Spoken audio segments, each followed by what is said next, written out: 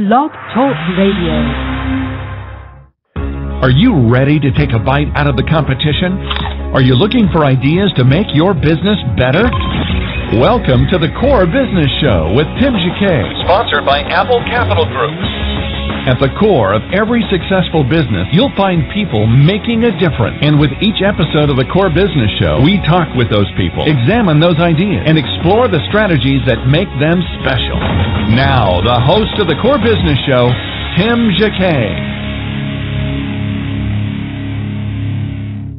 Welcome to another edition of the Core Business Show. I'm Tim Jacquet, your host. Today I have the pleasure of having Harris Glasser, who's going to talk about It's My Money and I Want It. If you have a question of him or have a question of me, please give us a call at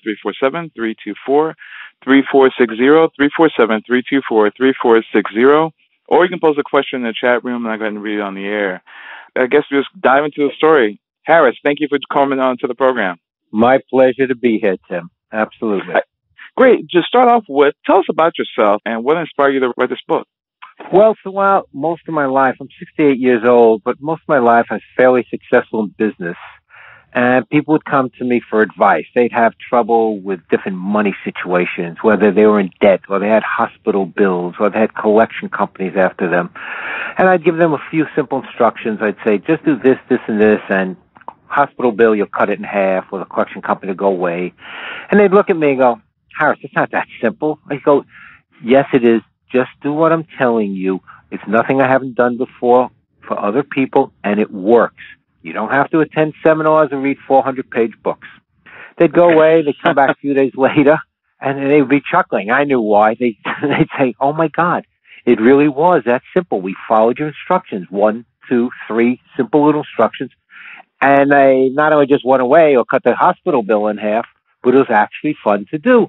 And people would say, you have to write a book, you have to write a book. And so here we are, many decades later, wrote a book to help people defend themselves in this world of corporate greed. Greed, total greed. Kind of tell us about your success story, starting from, I guess, from your past history as a business person, and bring us up to date, if you don't mind. Sure. Oh, I was 20 years old, and my dad had lent me $5,000, and I started bidding small little business construction jobs for the city and state of New York. And I guess a lot of hard work, grace. Not too many years, it built into a very huge business. So that by the time I was 28, I literally had 69 contracts running simultaneously. And back then, there were no cell phones or computers. And fact is, at that point, I said, this is enough. It took 4 years to complete all 69 contracts that ranged anywhere from $50,000 to $1.25 million 40 years ago. That was really big. Then spent next number of years in a trailer, packed up my 2 sons, wife, dog, and we traveled around a little. And then I guess a little entrepreneurship stepped in, and I started a little indoor farming business, alfalfa sprouts. It seemed like a silly little thing, right? I'm telling you, but within a few weeks, Tim, I captured every single health food store and restaurant that serves sprouts in the entire 5 boroughs. And if you know how small a sprout is, I was shipping a half a ton a week down to New York City, state New York. From there, we traveled a little more. Through the years, I was a karate instructor. I'd studied for many years. And eventually, my sons got older. We opened up a car rental business. And within a few months, we grew it from 4 vehicles, I'd say about 6 months, to 72 vehicles. From that, we sold that, moved on, did some more traveling, came back to New York, started up a little contracting again for the government, but smaller so we can have more time to be together and play. And then, before you know it, I wrote a book, all based on my experiences of what works. Not, I might think this or try this. No, I've done this myself. I've done things for other people. This stuff works. Wow. So, what motivates you to, in the past, to just start a business and, you step out on faith and say, hey, I'm going to get this to work. I'm going to do or die. What's inside you that motivates you to be not only one business, but several businesses? I remember there's a show That was probably about 5 or 6 years ago, like Startup Junkies. They start up a business and they sell it, which is ideal because they make money off of it and do extremely well. But it's some people take a business, they in it for forever. Some people, startup junkies that start businesses, do extremely well at it, get to a certain point and sell it. Then they start all over again with the stress and so forth. They'll have to repeat some things all over again, but it's still stressful. But the motivation behind it, how do you get that motivation? I guess for me, number one, what was most important for me was quality of life in the sense of contracting for the government and dealing with construction unions can be very stressful, although it's monetarily rewarding. So after a certain point, I just bowed out, didn't want to do that anymore. And from there, like I said, we wound up in a simple little home business, which, wasn't out of the home, but which was Sprouts, which is it was just, I was looking for a more fun thing to do I could do together with the family. And so, growing indoor alfalfa sprouts was something, it wasn't rocket science. I learned how to do it, and it was a family thing we could do together. After that, we sold it, traveled some more, and I'd come back to New York, and I was looking to do something else. A friend of mine said, "Hey, Harris, I have something that you and the guys can do together," because he owned a car agency. He said, "I'll get you some cars, and then you'll be on your own." And I said, "Okay, why not? I give that a shot." So it was just, rolling into things. It was, I guess, I like to see life as a Huck Finn adventure. Not just, every day the same thing. I just like moving on. And, the main thing, Tim, is as long as you have faith and trust in yourself and not afraid to work hard, then it's great. But some people, it's okay, like to feel secure. They have something going and they're going to stay with it. And that's great. For me, that didn't work. There was a line by Bob Dylan in the 60s. He not busy being born is busy dying. Absolutely. I'm there with you on that one. Wow. In the inspiration of getting you to do this point of writing a book and on how to do things, kind of tell us I know you're going to read the foreword for the book. I guess let's begin with that, and then we're just going to walk through some things about the book and go from there. I'm sorry, you want me to read? I think you talk about reading the foreword. Yeah, some of the foreword. Basically, some of the lines, what the book is about. It says in the foreword, learn step by step how to stop the depletion of your hard-earned money by the financial bullies in this world of greed. Health insurance companies, collection companies, hospitals. Learn how to handle bad credit reports and judgments. While winning against the giants of the corporate world appeared to be an impossible challenge, it turned out to be quite the opposite. In fact, the bigger they were, the easier they were to defeat. There is nothing in these chapters that you cannot do.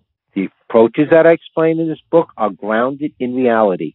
They are the result of my experiences with actual situations and positive outcomes. Wow. It's great, yeah. There's no guessing here. Every chapter, Tim, contains a true story or two of how the lessons got learned, and then each chapter has step 1, step 2, step 3. Just do this, this, and this. For instance, like with a collection company or a big hospital bill. Some people have health insurance, but they don't get paid fully from their claim. Or some do not have health insurance. They have big hospital bills. And I don't leave anyone out there hanging in the book. I specifically say, here, do this, do 2, do number 3. That's it. You're done. You'll be fine. The collection company will go away, or the medical bill will be cut way back, or the health insurance company will fork over more money. Wow. So when it comes to the medical insurance itself, a lot of people don't have medical insurance, and nobody ever understands how this healthcare thing is going to work. Right. When you deal with that situation, you have gone to the hospital, you have no insurance, right, and it's beyond nickel and diming. It's just pretty much robbery. Right. Kleenex don't cost $50. There you go. I mean, nobody ever looks. I understand that hospitals need to make a profit, and they actually negotiate with the insurance companies.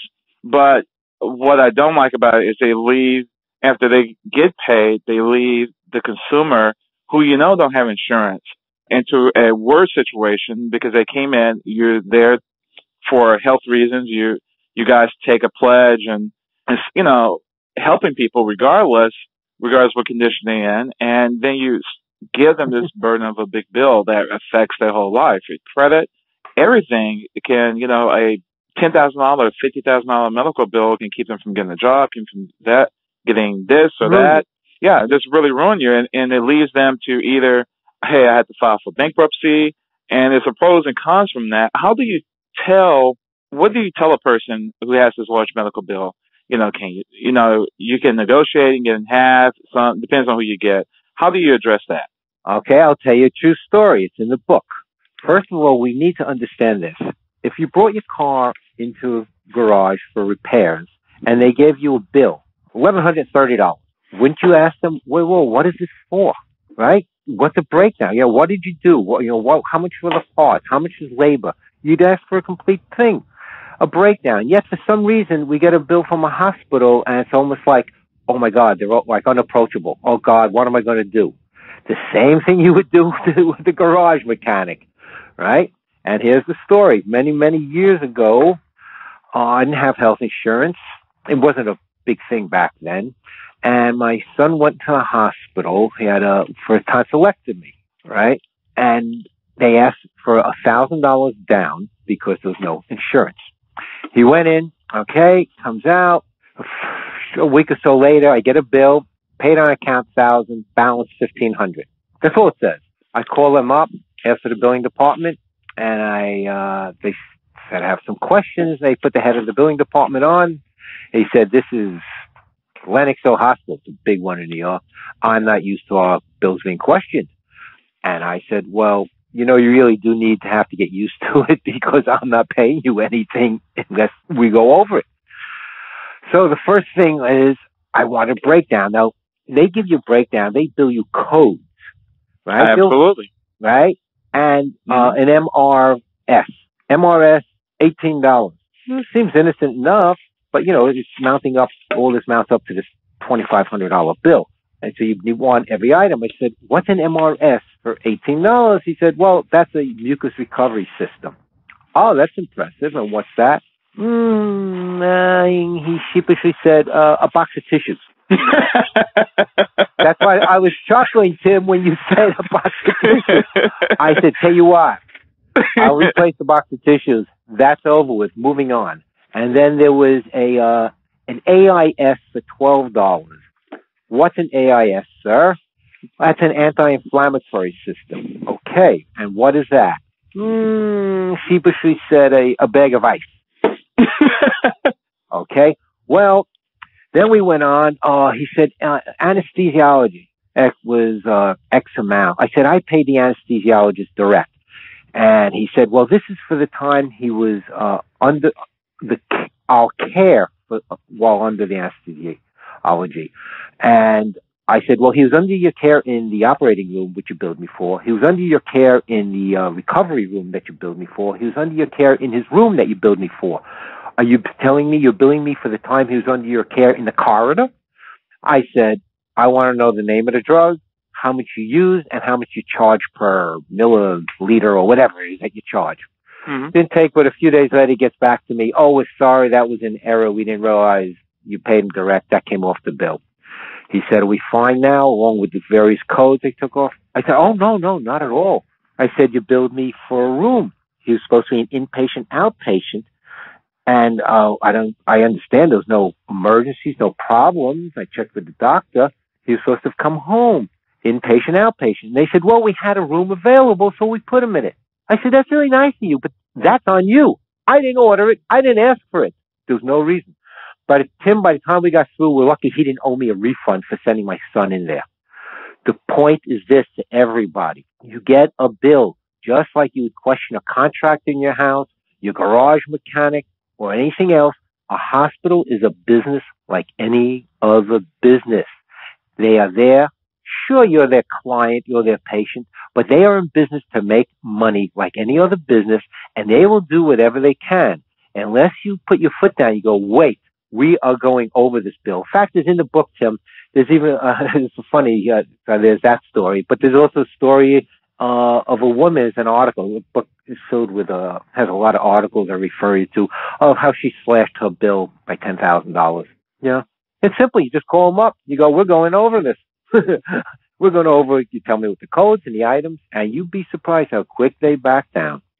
Well, now, for example, some people get overwhelmed, and they just throw it in a drawer in the kitchen or something like that, and all of a sudden, now they're getting collection calls. Now that company is selling to another company, and all of a sudden, when you pull your credit report, now you got a medical bill that's owned and reported by 3 different companies. Correct. Experian, TransUnion, and TransUnion and Equifax. Yeah, but also, I mean to cut you off, but not only that, the 3 main bureaus, and I think there's another one's coming up. But what happened is then a certain period of time after 60 days, and they go sell it to somebody else. Now you have this trade line, medical bill, this trade line, medical bill. They add a little bit more to it, so it won't be the same number. And you have this, you owe, let's say, ABC Hospital. And then it says now you owe GNC Collection. And now it's not 1,000, now it's 1,500. Then you go, they sell it to somebody else. And now you have to go back and trace all of it and make the connection. Right. So in that case, what can you do now? Now you're getting calls from 3 companies, in a sense. Now you not only get for 3 companies, the hospital saying, no, we sold it, so they no longer own it. And now you're dealing with a collection agency and the collection agency, and they're harassing you. Right. Okay, so the first thing we have to understand is this. Anyone that is owed money, when they turn it over to a collection, and by the way, I don't like to call them agencies, because an agency makes them sound very official, like a government department. They're an agency. It's a collection company. They're a business. Like anyone goes into business, and that's their business of what they do, is trying to collect money. Now, when someone's owed money, they turn it over to a collection company, and they don't. It's not sold to them. What happens is the collection company has X amount of time, 3 months, 6 months, whatever it is that they make up with their client that they have to collect the money. After that period of time, it goes back to the original people you owe the money to. Okay? Now, you're getting calls all over the place. So it's stressful enough to owe money, no less these people are sending you letters, they're calling you, on and on and on. Okay? A collection company is literally just a hired gun to pursue you and annoy you and hassle you, intimidate you. And most people don't want to pick up the phone because that could be the collection company. Well, the book tells the story, 2 stories in there, exactly what to do. You do just the opposite. Okay? There's a psychological game here. They're calling you and they know you're running scared, but instead you pick up the phone and you talk to them. And they tell you, here, perfect one. I did a one for a gentleman. He owed about 12 or 14 of them, collection companies. He had lost his job. He got hurt as a plumber, disability. I said to him, I'll do the first one. You do the next 12 or 13. I got on the phone and made like I was him. And they said, Mr. So-and-so, yes. And you owe the gym that you signed up for $600. Well, I'm sorry. I'm not working on whatever. Can't pay you. Well, you do have to pay. And I said, well, I'll tell you what, $600 to give you $50. Oh, that's great. That's a good start. I said, no, you don't understand. $50, that's it. We're done. Oh, no, we can't do that. I'm like, oh, okay. And they talk. And the reason they can't do it is because they only get a percentage of the amount that they collect. Okay? They don't get to keep the money. It goes back to the people who hired them, and the collection company gets 20% of it or 25% of it. And they talking, we can do this, and we can hurt your credit, and we could on and on and on. And I'm thinking, oh, okay. Well, don't you understand? You need to. And they're reading this script on and on and on. I go, uh-huh. Now, I say they're reading the script, Tim. These people that are calling you, understand, it's not the sheriff coming to arrest you. There is no such thing as debtor's prison in this country. You do not go to jail for owing money, not unless, you committed some kind of fraud or something. So there's nothing wrong with owing them money. It's fine. It may be stressful, but hey, eventually you'll straighten out. You'll pay. So they go on and on and on. And I'm listening. They go, you realize you have to pay? I said, I'm listening to. And they keep talking. And I said, tell you what, And you could do one of two things to them. I said, tell you what, you are terrific at talking. I mean, you really are. I mean, you're telling me, all the things. I said, and I'm wonderful at listening. So it's great. So you keep talking, and I'll keep listening. And if you get tired of talking, don't worry about it. Call me back tomorrow. You can keep talking. I'll keep listening. I'm not giving you more than the $50, but that's okay. You can keep calling and talking, and I'll keep listening. Or if you don't mind, I have a lot of things to do right now. So I'll put the phone on speakerphone while I'm doing my chores around the house, and anytime you want me, just yell out, and I'll get back on with you. Tim, they will run away and never call you again. In other words, because you're inviting them. See, they're working on intimidation that you go, oh, my God, okay, I'll pay you. I'll come up with money somehow. I'll take a loan. No, you're just letting them do their thing. So this woman eventually said, I can't waste my time with someone like you. Goodbye. I have other people to go after. And so he was a good student. His story's in the book also. He went ahead and did the next dozen by himself. And then I showed him, how to clear up, because then after that, it goes back to the original people that you owe the money to. They only get 3 months or 6 months or whatever the deal is. Now, understand something.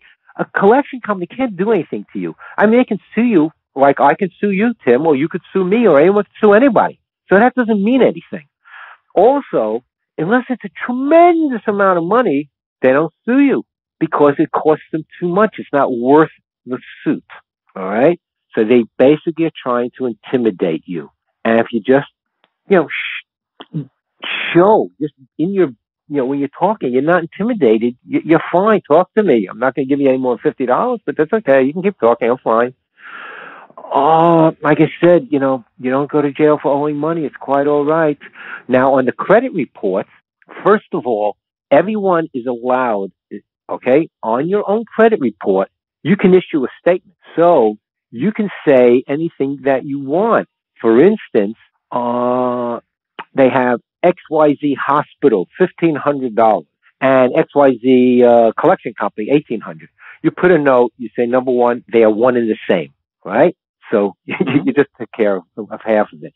And the other is, I've called the hospital a number of times to speak with them about the bill, and because I had questions, and I got nowhere with it. And until they respond back to me, I don't know if this is a correct full amount they're billing me for. And you put that note on there. And that makes a big difference. And which, by the way, you should beforehand call the hospital and try to work that out with them.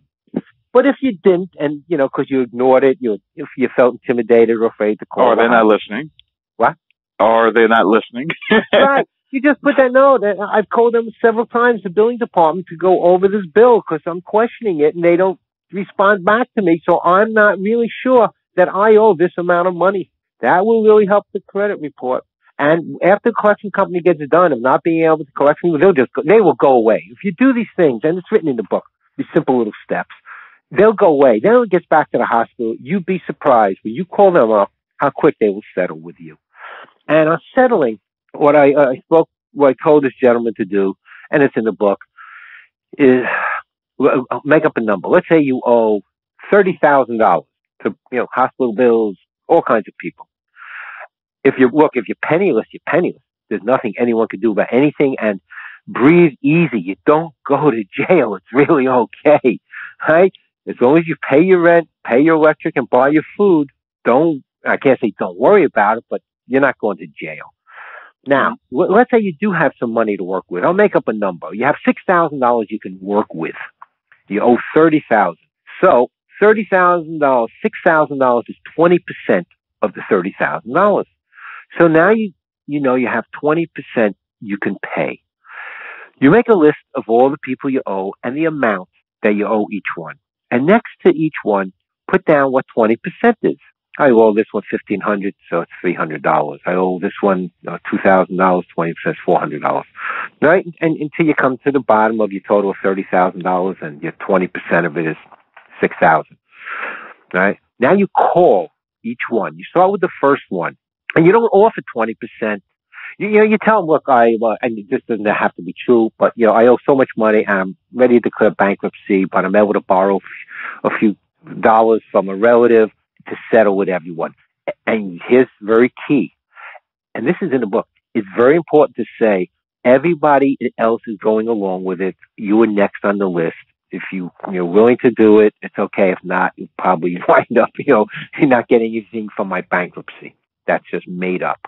Now, once they hear that word, everyone else is settling up, they feel like they're more, everyone else is, they're not be singled out. Do you follow what I'm saying with that? I follow. Okay. Mm-hmm. And so, instead of offering 20%, let's say you owe them $1,000, you offer them $150, which is 15%. I'm just making these numbers up, whatever numbers you have. And then the reason you offer less is because everyone likes to feel they can get more from you.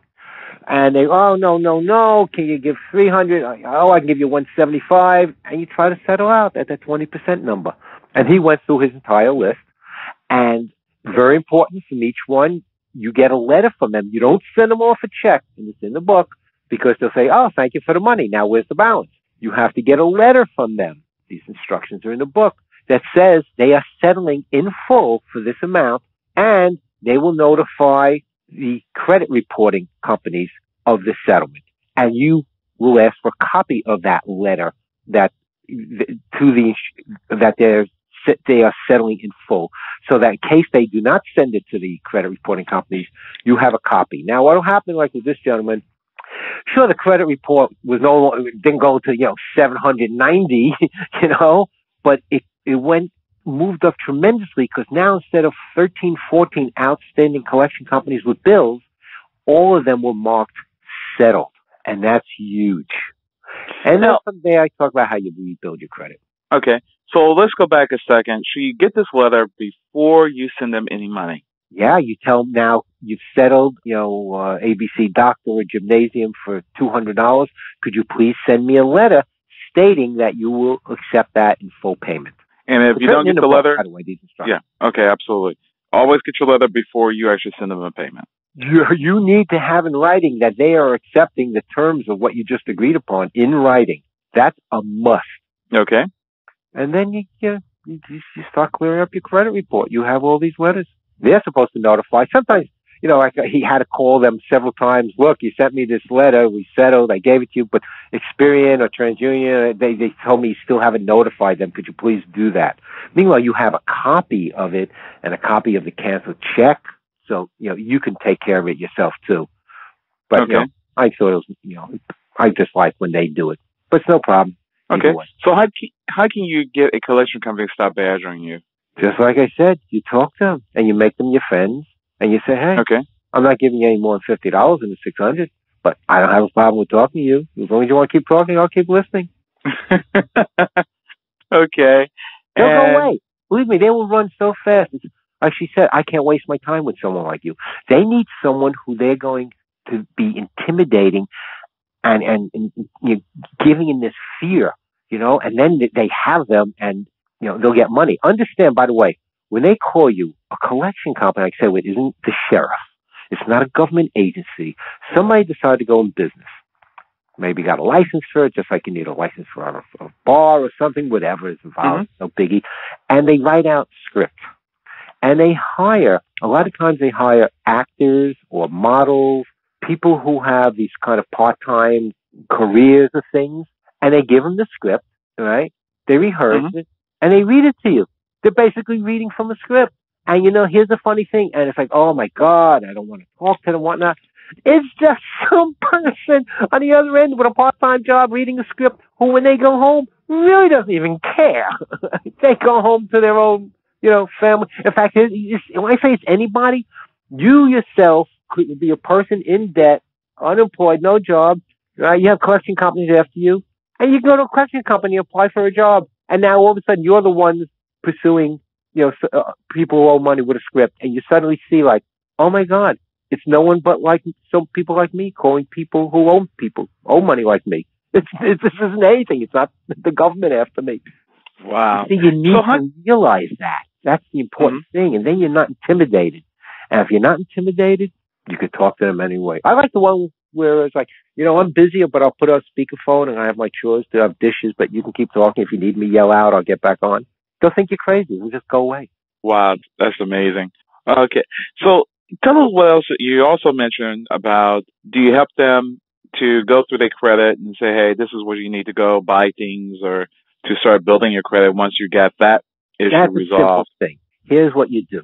You go, let's say, to a bank, and you take, or you get a credit card or a bank loan. The way you do it, it's a secure loan. Take I'll make up a number. I'm making up any numbers here. Take a $300 secured loan, which means they are holding something of value of $300. So if you don't give them back the $300, they're not out the money. You follow that? It's a secured loan or a prepaid credit card, we'll call it, right? You prepay $300, $100, $500, whatever, and they give you the credit card and you use it up to that amount. And here's what you do. So you take the loan, right, and you deposit it in another bank somewhere. And every month, you don't use that money. Every month, you meet the payment that's due on that loan. You keep that up for a few months, and then you pay it in full. Because the money's sitting in the other account. It costs you a few dollars in interest, but it's worth it. And the same thing with the prepaid credit card, you know? Now, you go back in, and you ask for another secured loan. You move it up a little from $300 to $700. Well, you're perfectly, they're holding you something worth $700. They'll give you the money, and you've been a perfect payer. And after you do this several times, you will be able to get a small unsecured loan, which you meet perfectly with payments. And before you know it, you're off and running. Now, another thing also, here's an interesting thing. People declare bankruptcy, but you can do that smartly. You don't have to do everyone in. For instance, you may have a great American Express card. As long as you keep meeting your payments with them or any credit card, you'll be fine with those companies that you're meeting perfectly. You declare bankruptcy, but you keep meeting perfect on-time payments with the few things you want to do. That's a separate thing. But like I said, that's how you build up your credit, you know, with prepaid or pre-secured loans. And after a few times, they will lend you money. And the credit, it takes time, but, you know, you've been in a hole. It takes time to get out, but you will get out. This gentleman, he's fine. He had 13 or 14 collection companies, destroyed credit. He did everything we're talking about. He's fine. Wow. It's not hard. So, yeah. Go ahead. And, you know, there are companies that advertise, come to us, you know, we will, they're called settlement firms, right? And we will settle out your debt and consolidate. You know, with the book, when you buy the book, I do a thing called monthly update. What the update really is, it's about 10 items, and each item has a blurb with a article written by someone who is very expertise. And I have a lot of expertise, and there's a zillion experts out there. So I research and I dig up great stuff that lives up to my standards that I could pass on. And there was a great one on one of the monthly updates. It was one of the 10 items. It was settlement firms. You know, I don't remember the title, but they can kill you. There's a lot of them that are fake. You give them your money to consolidate and to settle, and they're gone. So understand this. Unless you don't have an access to a telephone, there's no reason you can't settle everything up that I just spoke about with the collection company and then with the people you owe the money. It's just a telephone. Now, people are fearful. Oh, God. And there's nothing wrong with being afraid. You know, I don't tell people, don't be afraid to call the collection company. Don't be afraid to call the person you owe the money. No. You can't help it. It's a fear. It's like this first time you went in a swimming pool. But fear is not a stop sign that says stop, turn around, and go back. Just like when you first had a swimming pool, you held on to the side and you moved like 1 foot away and then went back to the side. Then you moved 2 foot away and went back, right? Then you got used to the water. So pick up that phone, speak to the collection company. And, you know, I try to make people remember, and I keep repeating it, they are not a sheriff. They are not the government. You do not go to jail for owing money. It's fine. You can say anything you want to these people. By the way, there are very strict rules about collection companies. And there's in the book, I cite an article by a fellow, his name I think is Cummings. He makes a living off of collection companies. What he does, he owes the banks credit cards over $100,000. And he gets calls all the time. And he goads them into saying things they should not be saying. And he records. This is very, very funny. And he sues them for breaking the law, and they settle with him. And he says, and I make a living like this. He said, insofar as the $100,000 I owe to the banks and credit cards, he said, I consider it not owed. He said, you see, they took $1 million my money, gave it to banks in Wall Street, never asked me if it was okay to do that. I don't owe them any money. It was a very funny article. But that's how collection companies, they overstep boundaries. And I give cites in the book that of the rules and things they can and can't say. But it doesn't matter. Like I said, you just, do the couple of things they say, and they'll go away. They'll leave you alone. They have other people that can be intimidated. Absolutely. So how do a person can clean up their bad credit? Well, like I said, it's the first thing is settling out with each one that you owe the money to, right? So that will boost the credit score way up, and then it's to you have to start getting credit. And the only way you're going to get credit because your credit's bad is no the bank or credit card isn't. Oh, by the way, there are some credit cards that will give you. That's in a site also. But you have to start getting a loan and repaying it on time. And the only way to do that is with a secured loan. Start out with a few $100s. You have to show that you can pay back, that you can be trusted. And the only way they'll give you money if it's secured. And once you keep meeting your monthly payments, that's going to start showing. It's going to start, clicking up on your credit report. When they, it'll show your credit report will show any loans you have, and it'll show $500 loan to Chase. 90 days old, meets payments perfectly on time, or however it reads. Right? Every credit score has those things, and that's what you do. You take secured loans, and start meeting them. Don't use that money. Put it on the side, and every month your credit score will tick up. Okay. In dealing with the judgments and liens, how can you also deal with that? Well, I have a question here. Okay, just dealing with judgments and liens. In other words, if you want to collect a judgment from someone. Well, if you have a judgment, I guess the person's asking a question. Well, no, they haven't won. I guess they have a judgment or lien against themselves or their property. Do they have it? Well, I guess you're just saying they just have a lien. So how can they deal with that? You can negotiate that as well by calling the creditor and making some type of arrangements and getting something in writing. Okay? Put it this way, especially in these economic times. First of all, you just throw out the word like, look, I'm buried and I've been contemplating bankruptcy. You just throw that out there. It's in the book. And, but I'd rather not. I could borrow a few dollars and, if we can clear this up. Everyone, would sooner have one in the hand than two in the bush. Everyone would sooner get some money now. If you're not asking, are you though? Also, if you have a lien or a judgment against somebody, how you collect it? No, you're asking. That's a good question. How can you collect it? Here's an interesting thing. Many years ago, my attorney had called me. He had won a judgment, and just because you win a judgment against somebody, the court will tell you, okay, here, you just won a judgment for $3,500. But the court is not a collection company. The court doesn't collect the money for you. You have to collect it from the person, okay? So, like I said, this is in the book. And what you do is you have to know where their assets are. Hey, maybe they own a house, maybe they own a store, maybe they work somewhere, where their bank accounts are. Yeah, first thing is you have to locate assets. Once you do that, and I'll tell you how to do that, by the way. Once you do that, then you go to the local sheriff or marshal. They're all over the place, everywhere. They're called sheriffs, marshals. You just Google your county, right? And they charge maybe $20, and then there's a fee, but the fee is only if they collect, and that's added on to the money they collect. And what they will go ahead is, I did one with Home Depot. It was a good one. It's a long story short. They owed me money and weren't paying me.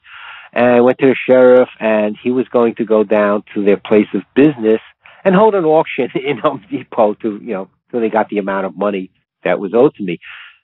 I said, you don't have to do that. They have other things in their store called cash registers. He says, you're right. Because usually the sheriff goes and puts a notice on a business or a house, there's a lien or whatever, and an auction. And he said, you're right. And he went and sent them their notice and collected the money. The point is this. Now, the hardest thing, when my attorney called me, he won the judgment, but he couldn't locate the assets of the person he won the judgment against for his client. So I said to him, it's very simple. I said, do you know anyone who owns a store, a business, anything, a friend, something, have that person send a check, $2.30, $5.15, anything, to the person that you're trying to collect the money from, and let them say, "Oh, please use this check to make your first purchase in our store," or any kind of thing you want to say. I said, they're just going to take the check and deposit it.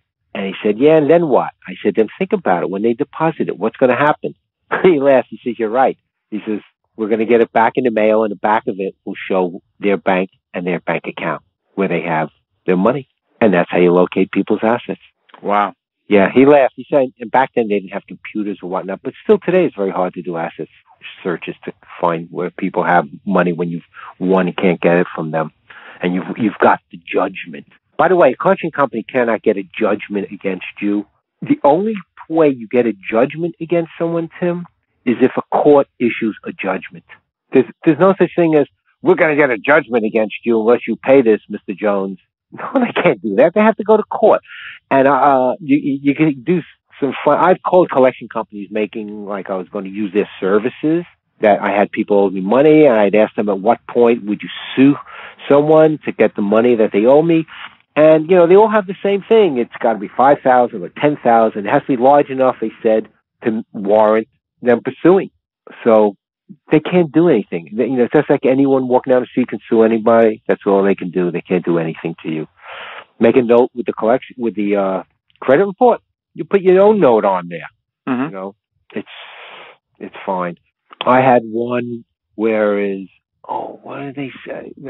That's right. I was handling this for someone. It was an anesthesiology bill for somebody, which the anesthesiologist billed them. They had hospital insurance, health insurance, and the doctor in the hospital, billed the insurance company. But the anesthesiologist sent a bill to these people and wanted to get paid.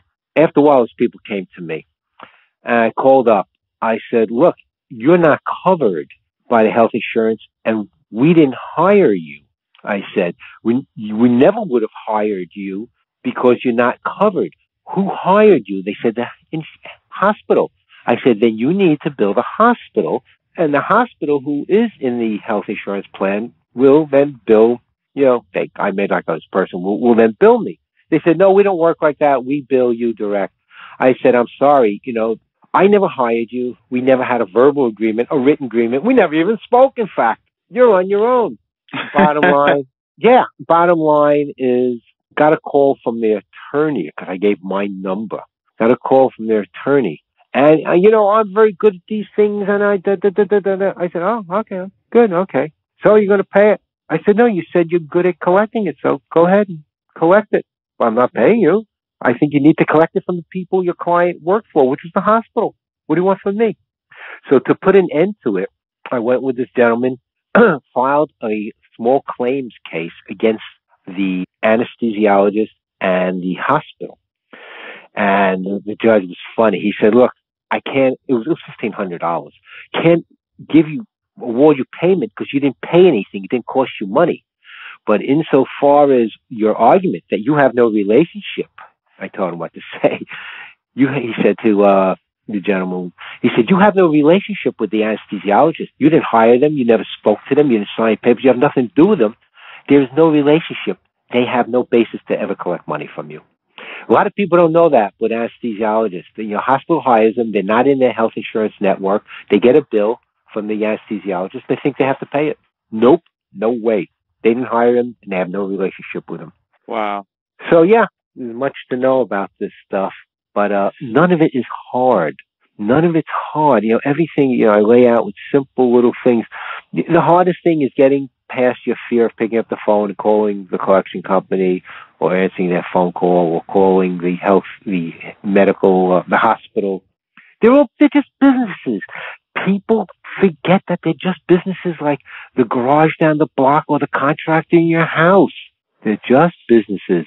There's nothing to be afraid. Yeah. Well, anything you would like to close with regarding your book and how we can find your book? Sure. Okay. The book is found on my site, which is www.claimfinancialhealth.com. Claimfinancialhealth.com. And there's a video on there. I talk about all this stuff.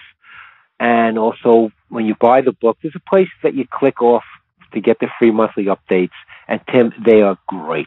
I mean, they are really great because they're free, and there's 10 items a month that are going to save you money all over the place. All kinds of things, from electric bill to notifying to the scams. There's every month I'll put a scam in there. There's a scam where you'll get a call that you didn't show up for jury duty. And you'll say, what are you talking about? I didn't get a notice. They say, are you Mr. So-and-so and this is your phone number? Well, of course it is. They're calling you. And before you know it, you're giving them some information. They've got your identity. Wow. Yeah. So, like I said, every month I have 10 articles, different things that, I mean, it's, the updates alone are worth more than the book. They're great. They're great. It's free. You sign up for them when you buy the book. Okay. Well, great. I really appreciate you coming on to the program, Harris, and giving us a lot of wealth of information.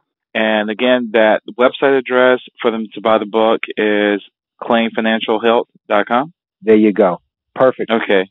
Perfect. Well, thank you for coming on the program. I really appreciate it. Absolutely. It's a pleasure. I really hope people help themselves. It's all about, simply helping themselves. It's not hard. I tell them how to do it. Great. Okay, Dave. Thank you so much. Take care. Take care. Thank you, Tim. Okay. Bye-bye. Take care. This has been a production of the Core Business Show with Tim Jacquet. You can download this episode on iTunes, a podcast, a pod feed, or Blog Talk Radio Network. Thank you for listening, and have a great day. Thank you for listening to the Core Business Show with Tim Jacquet. For more information about equipment financing and asset-based loans, visit our website, applecapitalgroup.com. That's applecapitalgroup.com. Or call us at 866-611-7457. We hope you'll join us for our next episode. And remember, you can always get to the core via iTunes. You'll find all our previous episodes there. And thanks again for listening to the Core Business Show with Tim Jacquet.